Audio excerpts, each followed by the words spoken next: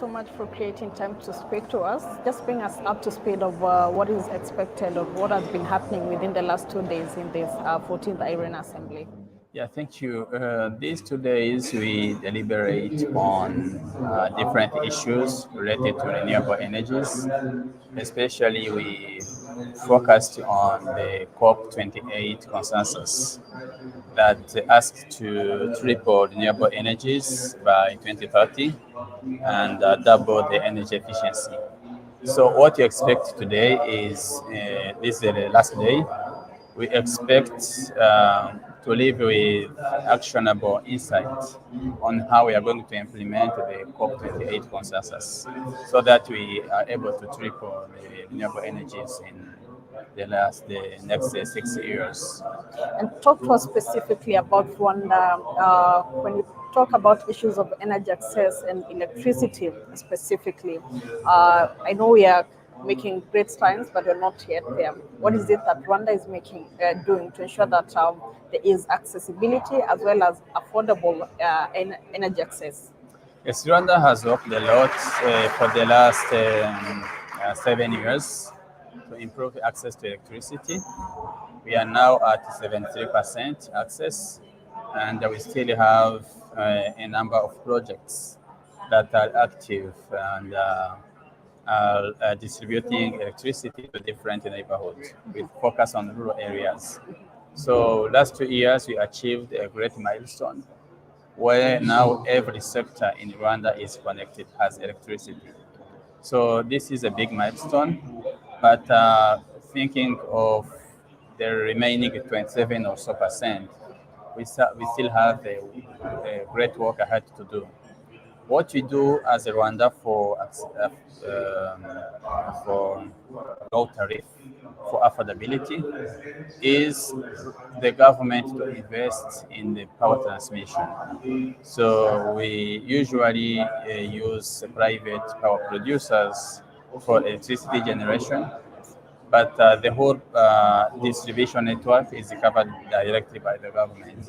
So this has helped a lot in having the tariff that we have currently, but we also need to think of other creative ways to reduce the tariff even further.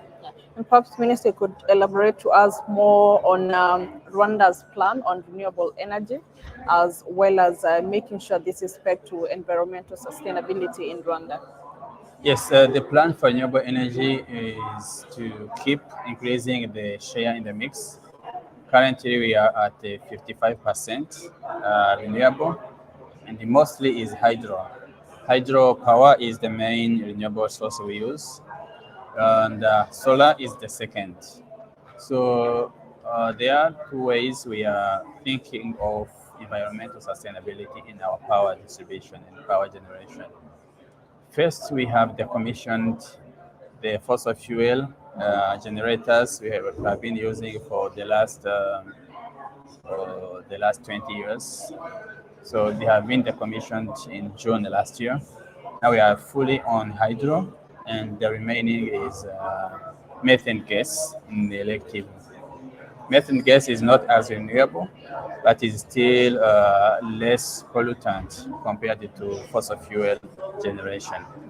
The other thing is to have a policy that gives space to independent power producers, especially in solar home system arena, standalone solar home systems.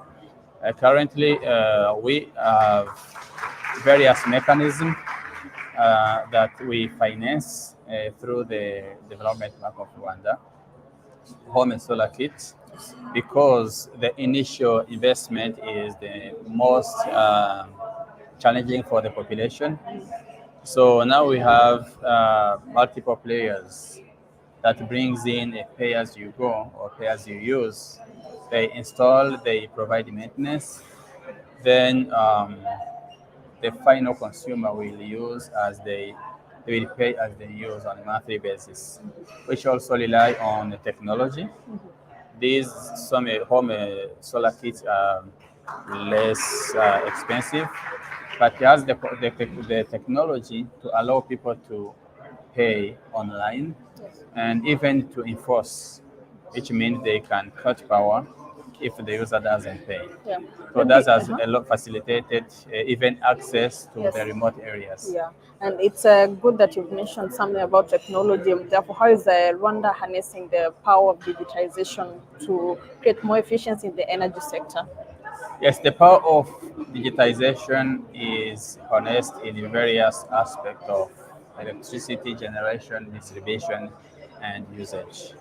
When you think of generation and distribution, we have a SCADA system that integrates all the power producers and all the distribution network in one dashboard, so that we can not only talk to each other through the system, but also know when you have a problem. We can actually cut a specific line, fix a specific line, and especially identify the problem as it occurs. The second is the part of monitoring. We have improved the loss. Now we are at 15% loss, which is much lower than the typical regional average, which is, I believe, in the 40%. That has been using the technology that just mentioned, helped to reduce the loss, especially technical loss. Yes. There are also commercial losses. We are using smart meters for big consumers. Smart meters allow to monitor if the consumer, basically like a factory, wants to bypass the meter. It will alert the utility so that they take appropriate action. That's also a way of using technology and innovation, digitization, to, to support the energy market, energy supply chain. Lastly, for example, we use a smart light in the street lighting. We can start them as needed at the evening and turn them off at the morning. Yes. It helps reduce the energy. This happens automatically, but also you can monitor the lights in real time. If a light has a problem, we can know from the dashboard and we go and intervene. Finally, on technology side, we also facilitate payment of customers. They can pay through their smartphone.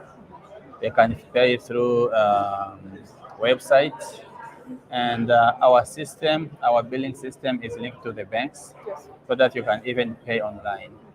That facilitates the purchase and transaction of electricity, and reduce the time spent in the past, the time that was spent lining to the power desk to purchase or to reload their meters. Yes, and finally, Minister, there's a session has brought about a lot of ministers from across Africa. And when you look at the issue of energy access, it's not an East African, West African, or South African problem. It's an African problem as a whole. Therefore, what potential opportunities lie for collaboration between different countries to deal with this issue? Yes, there is a big potential to collaborate because different countries have different resources and different markets. So when you look at the potential power generation as a shared resource, it helps, as well as looking at the market as a shared market.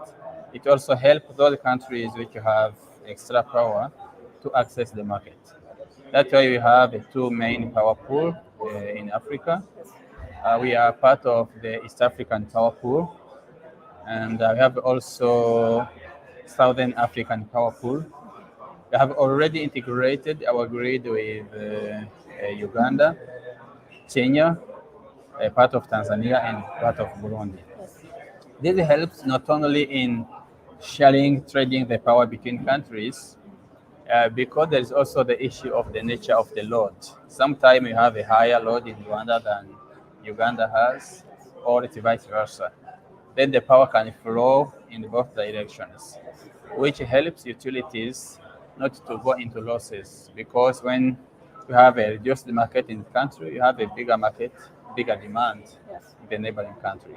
So that helps in balancing the income for the utilities, but also a bigger network is more stable. So when we connected with the East African network, Uganda and Kenya, we have seen a more stable grid in terms of frequency because it's a bigger network. Thing which should disturb the network becomes smaller compared to the size of network. Yeah. Yes, thank you. Thank you so much for creating time to speak Thank you to very us. much. It was Yeah. really good. It's a pleasure. Any question on? You need any?